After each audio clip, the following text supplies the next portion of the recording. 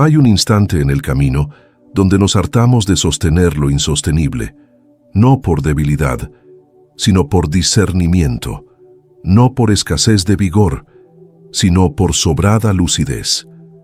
Se vuelve ineludible dejar de defender lo que nos daña, lo que ya no resuena con la persona en la que estamos aprendiendo a convertirnos. Y entonces uno enmudece, no por pasividad, sino porque el estruendo externo ya no compite con la voz interna que comienza a surgir. Ahí se inicia el proceso. Empezamos a marcharnos silenciosamente de los lugares donde ya no cabemos. Nos retiramos sin hacer ruido de los lazos que nos drenan, de los hábitos que nos destruyen, de los pensamientos que nos sabotean. Al principio nadie lo percibe, pero por dentro algo muta de forma irrevocable. No requerimos hacer un anuncio público cada vez que decidimos elegirnos. Tampoco tenemos que rendirle cuentas al mundo por cada cosa que soltamos. A veces, la verdadera revolución personal no se proclama. Se ejecuta en lo cotidiano, en lo imperceptible, en los detalles modestos pero poderosos. En ese punto en que se deja de tolerar la culpa como guía, la complacencia como táctica o el temor como brújula, se desata un levantamiento sereno pero incontenible. Y comienza con ese gesto discreto de mirar hacia el interior y sentenciar: nunca más. Uno de los mayores desatinos que cometemos es creer que debemos persistir siendo quienes fuimos para conservar intactas nuestras conexiones. Nos vestimos con personajes que no nos representan, sonreímos por inercia, decimos lo que se espera, mantenemos diálogos sin alma. Todo ello en nombre de la armonía, pero es una armonía falsa. La genuina paz no reside en evitar conflictos, sino en dejar de vivir en guerra con uno mismo. ¿Y qué propósito tiene una vida en la que debemos ocultarnos para ser aceptados? Elegirnos no siempre se siente heroico, a veces se siente incómodo, solitario, incluso contradictorio, pero es en esa incomodidad donde acontece lo auténtico. Cuando cesamos de actuar, resurge quienes somos, sin adornos, sin maquillaje emocional. Y ahí, por fin, podemos respirar. No desde la imagen que proyectamos, sino desde la coherencia interna. La coherencia no es perfección, es alineación. Es que lo que pensamos, sentimos y hacemos comience a marchar en la misma dirección. ¿Y si te dijera que el precio de complacer a todos es, a menudo, dejar de complacerte a ti mismo? Que en ese afán por no perder a nadie, te estás perdiendo a ti. Quizás ya lo sabes, quizás ya lo has sentido. Ese nudo en la garganta cuando no dices lo que en verdad piensas, esa fatiga emocional que no se desvanece con el descanso, esa sensación de estar rodeado de gente, pero vacío de ti. Todo eso son advertencias, no de que estás fracasando, sino de que algo en tu interior está clamando por una transformación. Hoy podrías empezar. No es necesario hacerlo todo de golpe, ni explicárselo a nadie. Solo necesitas observar con honestidad y dar el primer paso. A veces el cambio más profundo ocurre sin testigos, sin palabras, sin promesas. Simplemente sucede porque ya no se puede subsistir un día más en una versión prestada de ti. Posponer también es una forma de rendición, una rendición sutil, encubierta de prudencia, de preparación, de espera estratégica. Pero en el fondo, a menudo, es solo miedo. Miedo a equivocarse, miedo al juicio, miedo a reconocer que ya es tiempo y que seguir aplazando tiene consecuencias. No hay determinación más costosa que la que no se toma, porque la vida no se detiene mientras tú piensas en moverte. El tiempo sigue, y con él la posibilidad de habitar una existencia más plena se escurre entre las fisuras del después. Vivimos como si tuviéramos una vida de repuesto, como si siempre hubiera otra oportunidad, otra versión de los hechos, otro momento ideal. Pero la verdad, y no es una verdad cómoda, es que muchas veces ese momento ideal no llega, y lo que iba a ser una conversación pendiente se convierte en una herida permanente. Lo que iba a ser un proyecto aplazado se transforma en un arrepentimiento. Lo que iba a ser un sí valiente termina siendo un ¿qué habría pasado si?, que nos acompaña hasta el final. La inacción también deja una huella, y a veces es más profunda que el error. Lo que se pospone no se desvanece, se acumula, se convierte en una lista silenciosa de asuntos pendientes que cargamos en la espalda. Y cada vez que añadimos uno nuevo, algo en nuestro interior se encoge. Porque sabemos, aunque no lo digamos, que estamos traicionando una parte de nuestra esencia. La dilación no es solo una cuestión de agenda, es una desconexión sentimental con lo que consideramos valioso. ¿Qué clase de vida estamos edificando si las cosas más significativas siempre quedan para después? Cuando uno comprende esto, empieza a mirar el presente con otros ojos, no como un espacio vacío que hay que llenar, sino como el único terreno fértil que verdaderamente tenemos para sembrar algo distinto. El mañana no está garantizado, y eso no debe generar inquietud, sino claridad.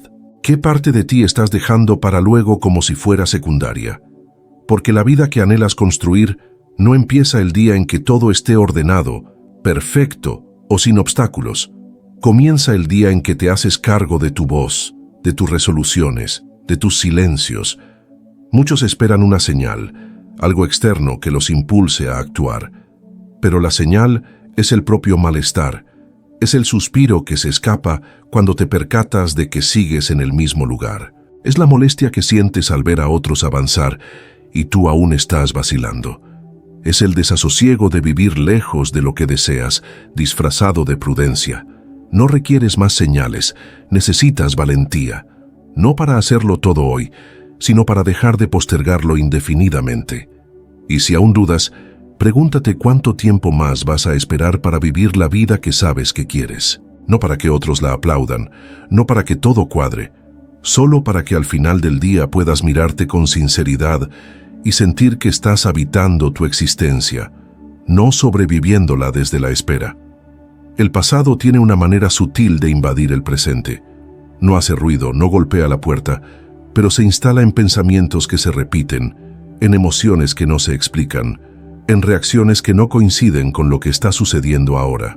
A veces creemos que lo hemos superado solo porque dejamos de hablar del tema, pero el silencio no siempre significa sanación. A menudo es solo una forma de subsistir, y lo que no se revisa, se repite. Lo que no se confronta, se convierte en sombra. Muchos arrastran culpas que no les corresponden, heridas que no han cerrado, errores que se castigan una y otra vez en la mente como si el sufrimiento fuera un camino a la redención. Pero no lo es. Sufrir no corrige el pasado, solo extiende su efecto, solo prolonga su presencia. Hay que comprender algo fundamental. El pasado no puede afectarte si no lo alimentas, y lo nutrimos cada vez que nos quedamos anclados en lo que pudo ser, en lo que nos hicieron, en lo que no supimos evitar. Cada recuerdo que retorna con aflicción es un llamado a contemplarlo desde otra óptica, no para negarlo ni justificarlo, sino para decir, esto ocurrió, pero ya no me define. No se trata de olvidar o de perdonar deprisa, ni de transformar el dolor en una lección forzada. A veces no hay enseñanza inmediata, solo hay vivencia, y aceptar eso ya es un acto de madurez, porque el pasado duele menos cuando dejamos de exigirle un sentido. No todo tiene una explicación, no todo se resuelve con un porqué. Hay cosas que simplemente pasaron, personas que fallaron, versiones de ti que ya no volverán. Y seguir removiendo lo que fue solo te impide vivir lo que es. Es normal desear comprender, pero cuando comprender se vuelve una manera de evitar soltar, estamos aprisionados, y esa trampa es peligrosa, porque mientras estás atado al pasado, no puedes construir un presente sólido. Estás ahí, pero no estás del todo. Reaccionas desde viejas heridas, tomas decisiones desde la defensa, te relacionas desde la suspicacia, y así, sin darte cuenta, te vuelves prisionero de una historia que ya concluyó, pero que sigues narrando como si todavía estuviera ocurriendo. Sanar no es borrar, es integrar. Es recordar sin que duela de la misma forma.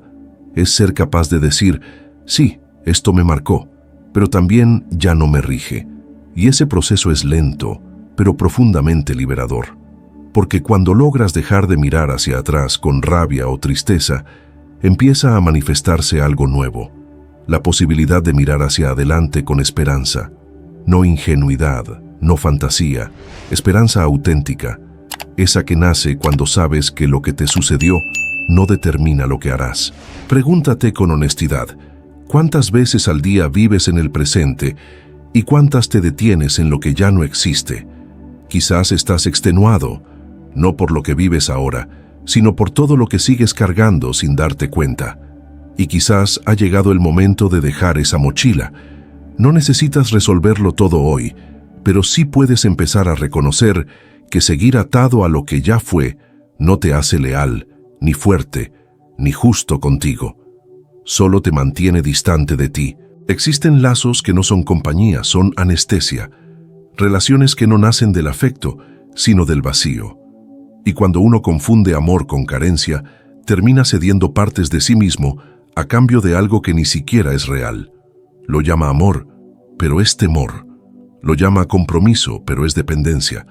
Y lo peor es que desde fuera todo parece normal. Ríen juntos, comparten espacios, publican fotos, pero por dentro alguien se está perdiendo. Está callándose demasiado, está mendigando atención, está aceptando migajas emocionales con tal de no quedarse solo. Una relación sana no debería costarte la dignidad, no debería exigir que te encojas para que el otro se sienta más cómodo, no debería volverte invisible. El afecto verdadero no anula, no absorbe, no condiciona, no convierte tus necesidades en caprichos, ni tus límites en amenazas. Pero cuando se depende emocionalmente de alguien, todo eso se normaliza, se acepta como si fuera el precio del amor. Y el amor, cuando es auténtico, no exige ese precio. Hay que tener el arrojo de mirar hacia adentro y reconocer cuándo estamos usando al otro como un parche para nuestras propias fisuras. No es sencillo aceptarlo, porque implica admitir que nuestra estabilidad se sostiene por una presencia externa, que si el otro se va no sabemos quiénes somos, que si el otro se enoja nos desarmamos, que si el otro se aleja sentimos que todo se desmorona. Eso no es una relación, es una forma de supervivencia emocional. Y vivir desde ahí, tarde o temprano, nos rompe. Nadie va a venir a completarte. Esa idea romántica de la media naranja ha causado más perjuicio que bien, porque te sitúa en una búsqueda constante de algo que solo puedes darte tú. No se trata de no amar ni de cerrarse a los vínculos. Se trata de llegar completo, no incompleto, de compartir desde la plenitud, no desde la carencia, de poder decir «te amo», sin que eso signifique «sin ti no valgo». Cuando uno empieza a cuidarse, también empieza a elegir de modo distinto. Ya no busca quien lo rescate, sino quien lo acompañe. Ya no necesita que el otro lo valide de forma continua, ni tolera el chantaje emocional ni las relaciones de dominio disfrazadas de cariño, porque ha comprendido algo crucial. El amor no debería doler así. No debería ser una montaña rusa constante de ansiedad, dudas y miedo al abandono. El amor debería ser un refugio, no una tormenta. Y si al escuchar esto algo en ti se incomoda, si sientes que hay partes de tu vida que están sostenidas por la necesidad de no estar solo, no lo ignores. No se trata de juzgarte, se trata de despertar, de comenzar a construir una relación contigo tan sólida que ninguna ausencia pueda desestabilizarte. Porque cuando aprendes a estar bien contigo, ninguna relación se convierte en una prisión, y entonces puedes amar con libertad, no desde la dependencia, sino desde la elección. Preocuparse por lo que todavía no ha sucedido es una manera de habitar un mundo que solo existe en la imaginación. Un mundo repleto de escenarios catastróficos, rechazos anticipados, fracasos que aún no han ocurrido. Y lo más doloroso es que el cuerpo no distingue entre una amenaza real y una imaginada. Reacciona igual, se tensa, se acelera, se agota. Terminamos exhaustos, no por lo que vivimos, sino por lo que creemos que vamos a vivir. Y así, día tras día, la ansiedad se instala como una presencia constante, como un telón de fondo que contamina incluso los momentos agradables.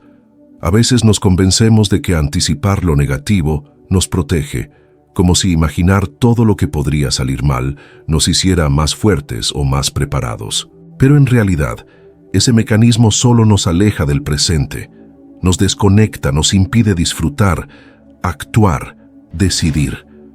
Porque todo está teñido por la sospecha, por la expectativa de que algo va a fallar. Vivimos con el freno de mano puesto, con la mente en otro lugar, como si el ahora no fuera suficiente, como si hubiera que estar listos para una amenaza que aún no se ha presentado. Controlarlo todo es una fantasía, y el deseo de controlar nace del miedo. Pero controlar no es lo mismo que cuidar. Controlar es asfixiar, es intentar prever cada paso, cada reacción, cada resultado, con la ilusión de evitar el dolor. Y la paradoja es que al hacer eso, ya estamos sufriendo por adelantado, ya estamos perdiendo, porque estamos regalando el único momento real que tenemos, el presente. Y si uno pierde el presente, pierde también la vida.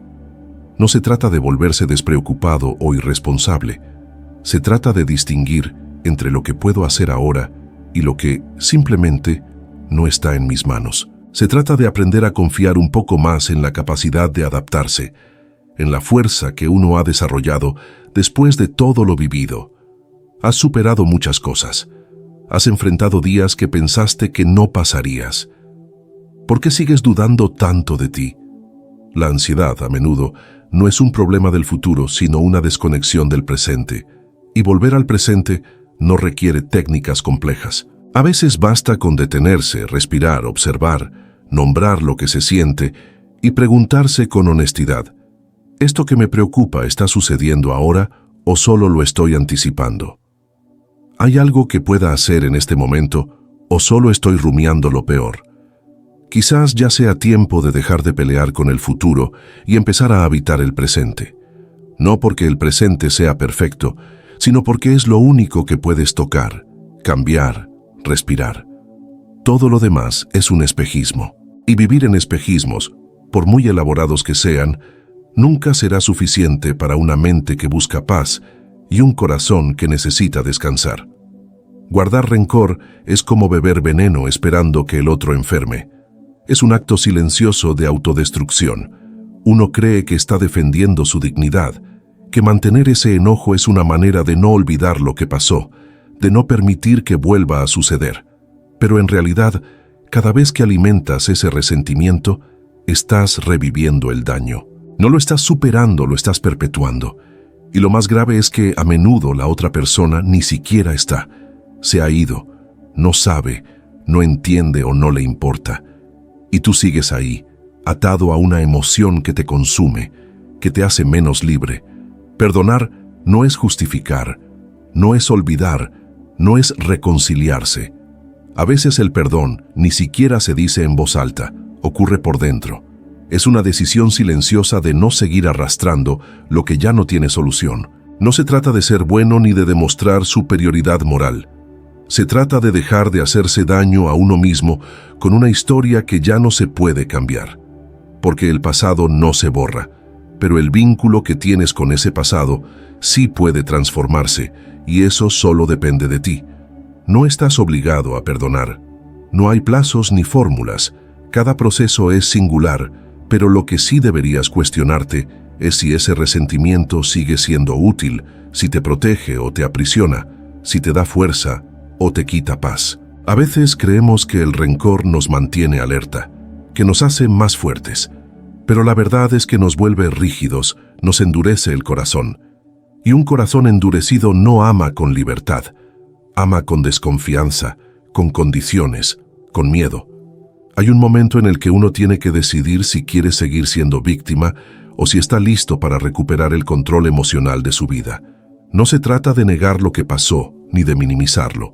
Al contrario, se trata de reconocer el dolor con total claridad, sin adornos, sin excusas. Pero después de ese reconocimiento, viene la decisión. ¿Quieres vivir desde esa herida para siempre o quieres empezar a construir algo distinto desde ahí? Perdonar no es un favor al otro. Es un acto de compasión contigo. Es una forma de decir: esto me sucedió, me dolió, me marcó, pero no va a definirme más. Y eso no se logra en un día, pero comienza con una decisión. dejar de alimentar el fuego, dejar de repetir mentalmente la escena, dejar de hablar del tema con cada persona que te escucha, porque cuando lo repites una y otra vez, no estás procesando, estás reviviendo, y eso, a largo plazo, te agota. Tal vez hoy puedas preguntarte, ¿qué resentimiento te sigue atando? ¿Qué nombre, qué rostro, qué recuerdo sigue ocupando espacio emocional en ti, aunque digas que ya lo superaste? Y, más importante aún, ¿quién serías si dejaras de cargar con eso? Nos enseñaron a ver la felicidad como una meta, como una línea de llegada después de mucho esfuerzo, sacrificio y espera. Una especie de premio reservado solo para quienes logran cumplir con todos los requisitos del éxito. Una pareja estable, una cuenta bancaria segura, un trabajo respetable, una imagen aceptada. Pero esa promesa rara vez se cumple, porque cuando alcanzamos una meta aparece otra y luego otra, y la satisfacción dura poco, se disuelve, se reemplaza por una nueva exigencia. Así, sin darnos cuenta, entramos en una carrera sin fin. Corremos, amontonamos, exhibimos, comparamos, pero seguimos sintiendo que falta algo.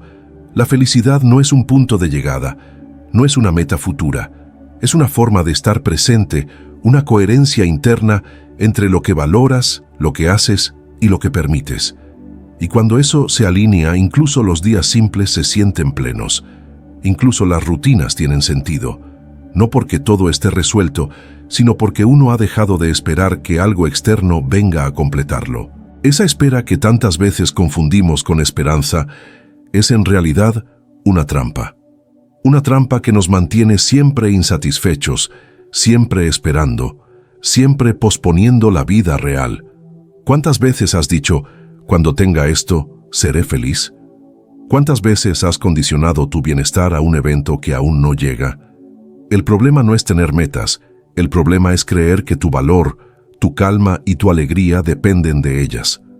Porque entonces no vives, te condicionas, y cualquier obstáculo en el camino se vuelve una amenaza a tu estabilidad. Te vuelves frágil, ansioso, adicto a la próxima conquista, y en ese estado es casi imposible detenerse a agradecer lo que ya está, lo que ya eres. La sociedad ha romantizado la idea de la felicidad futura, la ha convertido en un producto, en una promesa que vende. Pero la verdad es más sencilla y a la vez más desafiante. La felicidad real no se encuentra, se construye. Y se construye en los actos cotidianos, en cómo te hablas, en lo que eliges permitir, en las decisiones pequeñas que repites cada día. No hay un momento mágico que lo cambie todo. Hay elecciones continuas que te acercan o te alejan de ti. Y cuando entiendes esto, dejas de perseguir y empiezas a habitar. Ya no necesitas que la vida te dé todo lo que soñaste para sentir paz. Comienzas a hallar sentido incluso en la imperfección, incluso en los días grises. Porque tu estado emocional ya no depende del mundo externo, sino de una conexión más profunda contigo. Una conexión que no se construye con premios ni con reconocimiento, sino con presencia, con honestidad, con autenticidad. Quizás la pregunta no sea, ¿qué necesito para ser feliz?, sino ¿qué estoy ignorando hoy que ya me haría bien? Porque la felicidad no siempre llega con ruido, a veces llega en silencio, en forma de tranquilidad, de decisiones coherentes, de vínculos honestos. Y si no aprendemos a verla ahí en lo simple, corremos el riesgo de pasarnos la vida buscándola sin darnos cuenta de que ya la habíamos alcanzado hace mucho tiempo. Explicarse todo el tiempo agota, no solo porque demanda energía, sino porque expone una herida, la necesidad de aprobación constante. Vivimos justificando lo que sentimos, lo que decidimos, lo que elegimos dejar atrás, como si necesitáramos permiso para vivir nuestra propia vida. Como si cada movimiento tuviera que ser validado por alguien más, y cuando eso se vuelve un hábito, perdemos claridad, porque ya no sabemos si hacemos las cosas por convicción o por miedo a decepcionar. No estás obligado a explicar cada paso que das. No tienes que dar razones cada vez que decides priorizarte. No necesitas convertir tu evolución en un discurso que los demás comprendan. A veces, Ni siquiera tú entiendes por completo lo que estás haciendo, pero sabes que es necesario. Y eso basta, porque hay decisiones que no nacen de la lógica, sino de la conciencia emocional. Y esa conciencia no siempre tiene palabras, solo tiene certezas internas silenciosas que te impulsan hacia adelante. La necesidad de justificarse suele provenir de la niñez, de haber crecido bajo miradas que exigían rendimiento, obediencia, perfección. Pero ya no eres ese niño. Ya no estás obligado a convencer a nadie de tu valor. Cada vez que sientes la urgencia de explicar tu cambio, tu distancia, tu silencio, detente. Pregúntate, ¿realmente debo explicarme o estoy buscando que me perdonen por elegir lo que me hace bien? Cuando uno está en paz con sus decisiones, el ruido externo ya no tiene tanto poder, no porque se vuelva indiferente, sino porque deja de ser determinante. Hay personas que no van a entender tus límites, que se van a ofender cuando dejes de complacerlas, que van a proyectar culpa cuando elijas algo diferente. Eso es parte del proceso. No puedes controlar cómo lo van a recibir. Solo puedes asegurarte de que tu elección esté alineada con quien tú eres, con lo que tú necesitas. Y eso no es egoísmo, es madurez emocional. Es saber que vivir desde la autenticidad no siempre será cómodo, pero sí es necesario. Porque si sigues moldeando tus actos para que otros no se incomoden, te estás borrando un poco más cada día. Y llega un punto en el que si no haces algo, ya no sabes quién eres, solo sabes lo que los demás esperan de ti. Ser fiel a uno mismo a veces implica desilusionar a otros, pero esa desilusión no es tu responsabilidad. Cada uno tiene derecho a reaccionar como pueda, y tú tienes derecho a avanzar. No desde el conflicto, sino desde la claridad. No desde el rencor, sino desde el respeto. A veces, la mayor expresión de amor propio es no decir nada, solo actuar, solo vivir, solo ser, sin justificarte, sin traducirte, sin pedir permiso. Tal vez ha llegado el momento de dejar de explicarte, no por soberbia, sino por paz. No porque no te importe el otro, sino porque te importa mucho tu integridad. Y cuando eso ocurre, cada decisión que tomas, aunque no se entienda, se convierte en un acto de coherencia silenciosa. Cuidar de ti no es un acto estético, es un acto ético. Es un compromiso silencioso con tu claridad mental, con tu fortaleza emocional, con tu capacidad de sostener la vida sin colapsar por dentro. Y sin embargo, muchas veces relegamos ese cuidado al final de la lista. Dormimos mal, comemos sin conciencia, nos rodeamos de estímulos constantes, nos distraemos compulsivamente. Lo llamamos rutina, lo justificamos con obligaciones, pero en realidad es abandono. Un abandono lento, progresivo, que va apagando poco a poco la energía vital que necesitamos para pensar con claridad, sentir con profundidad y decidir con madurez. El cuerpo y la mente no están separados, nunca lo han estado. Lo que haces con uno afecta al otro. Si te alimentas mal, tu pensamiento se vuelve más lento, más errático. Si no descansas, tu paciencia se acorta, tu juicio se nubla. Si vives estimulado todo el tiempo con ruido, pantallas, mensajes, tareas, pierdes la capacidad de estar en silencio contigo. Y ese silencio es el que necesitas para escucharte de verdad. Pero como no lo soportamos, lo llenamos. Y así seguimos haciendo más, sintiendo menos, acumulando tareas, olvidando necesidades básicas. Los malos hábitos no se notan de inmediato, son silenciosos, pero van dejando rastros en la piel, en el ánimo, en la memoria, en la forma en que te hablas a ti mismo. Y cuando finalmente notas el peso, ya llevas años cargándolo. A veces buscamos grandes respuestas espirituales, soluciones externas, nuevas filosofías de vida, pero seguimos durmiendo 4 horas, bebiendo café en lugar de agua, revisando el teléfono como si no pudiéramos estar a solas con nuestros pensamientos. Queremos transformación sin disciplina, queremos paz sin orden interno, pero no funciona así. No necesitas convertirte en un fanático del bienestar. No se trata de seguir rutinas estrictas, ni de imponer reglas que solo te generen más culpa. Se trata de responsabilidad, de reconocer que si tú no cuidas tu sistema, nadie lo hará por ti. Que la lucidez emocional también depende de si estás comiendo lo que necesitas, si estás respirando con calma, si estás haciendo pausas reales. Porque la mente no puede sostenerse sola, necesita un cuerpo que la acompañe, no que la sabotee, y no es fácil cambiar hábitos. Requiere repetición, requiere decisiones incómodas, requiere revisar qué estás eligiendo todos los días sin darte cuenta. Pero lo valioso no es sencillo, y tú sabes, porque lo has vivido, que cuando mejoras tus rutinas básicas, todo se siente distinto. No de forma mágica, pero sí real.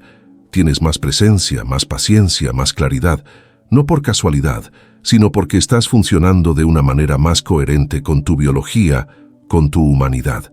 Quizás hoy podrías hacerte una sola pregunta. ¿Cómo estoy tratando al cuerpo que sostiene todo lo que soy?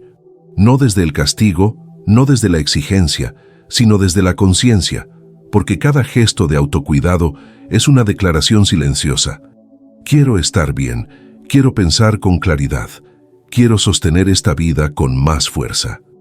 Y eso no se logra con palabras, se logra con actos, con elecciones, con constancia, incluso y sobre todo cuando nadie está mirando.